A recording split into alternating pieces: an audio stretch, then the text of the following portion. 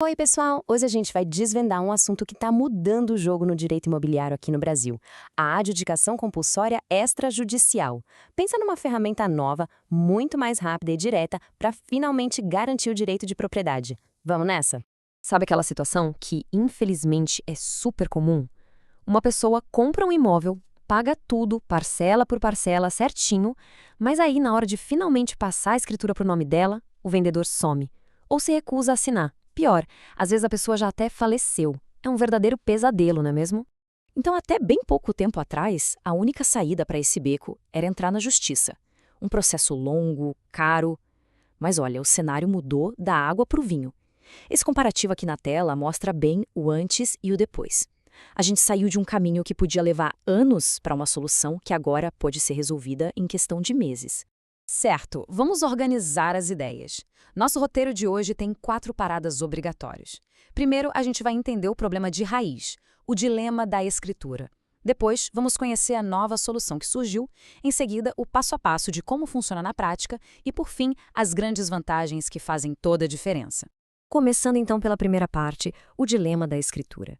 Vamos entender como era o caminho das pedras e por que ele era tão complicado. Por décadas e décadas, a única porta que se abria para o comprador era do fórum. O que isso significava? Contratar advogado, entrar com uma ação judicial de adjudicação compulsória, um processo cheio de formalidades, recursos e, claro, refém da lentidão do nosso judiciário. Era uma espera que gerava uma angústia, uma insegurança enorme. Mas, ainda bem, as coisas mudaram. E é isso que nos traz para a segunda parte: a nova solução extrajudicial. Uma verdadeira inovação que veio com a Lei 14.382 de 2022. Essa lei, gente, é um marco. Ela não só digitalizou um monte de serviços de cartório, não. Ela foi além. Criou um atalho, um caminho administrativo para resolver aquele problemão da escritura, colocando um artigo novinho em folha, o 216B, lá na Lei de Registros Públicos. Tá, mas o que é, afinal, essa ferramenta? A definição aqui é perfeita.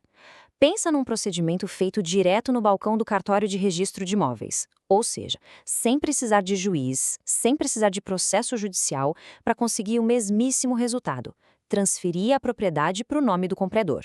E olha, isso não é uma interpretação não, tá lá preto no branco na lei. O comecinho do artigo 216b já é muito revelador, sem prejuízo da via jurisdicional. O que isso quer dizer? Que o caminho da justiça ainda existe, claro, mas agora ele não é o único. Agora existe uma opção, uma alternativa muito mais inteligente. Beleza, a teoria é ótima, mas e na vida real? Como é que isso funciona? Vamos para a nossa terceira sessão entender o passo a passo no cartório. O procedimento é surpreendentemente bem lógico. São 4 etapas principais. Primeiro, o comprador. E aqui um detalhe importante: ele precisa de um advogado, tá? Ele faz o requerimento no cartório. Segundo passo, o cartório vai notificar o vendedor. Terceiro, o oficial do cartório vai analisar toda a papelada. E o quarto passo: se estiver tudo nos conformes, o registro da propriedade é feito. Simples assim. Claro que para dar o pontapé inicial, precisa de uma lista de documentos que está lá no parágrafo 1º do artigo. Tem o contrato, a prova de que tudo foi pago, as certidões, o ITBI. Mas a peça-chave aqui, o documento que dá a liga em tudo, é a ata notarial.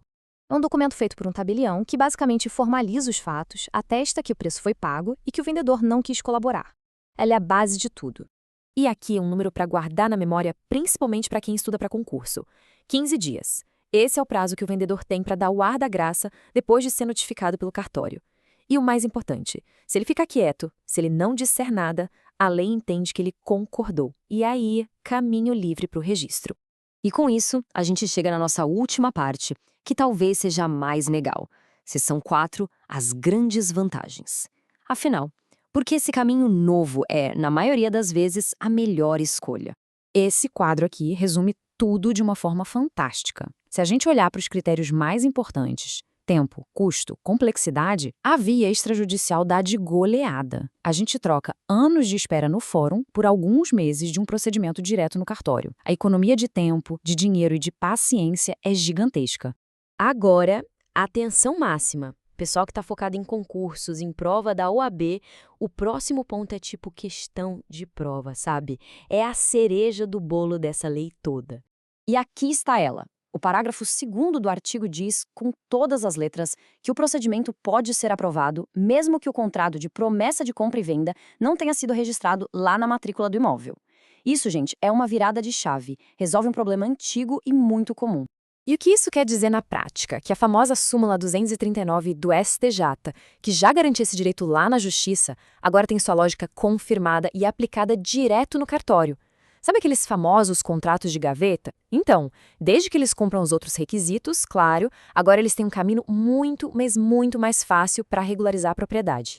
Então, para a gente amarrar tudo, os pontos-chave para levar daqui são: primeiro, a agilidade, resolver em meses e não em anos. Segundo, praticidade, porque é tudo no cartório. Terceiro, a acessibilidade, principalmente por não exigir mais o registro prévio do contrato. E por último, segurança jurídica, que é o que todo mundo busca no final das contas. Essa inovação toda mostra uma tendência muito maior, né? A pergunta que fica no ar e que eu deixo para a gente pensar é: com ferramentas como essa, que fogem do judiciário, será que estamos caminhando para uma justiça imobiliária cada vez mais resolvida fora dos tribunais? Uma bela reflexão sobre o futuro do direito no Brasil. Obrigado pela companhia e até a próxima.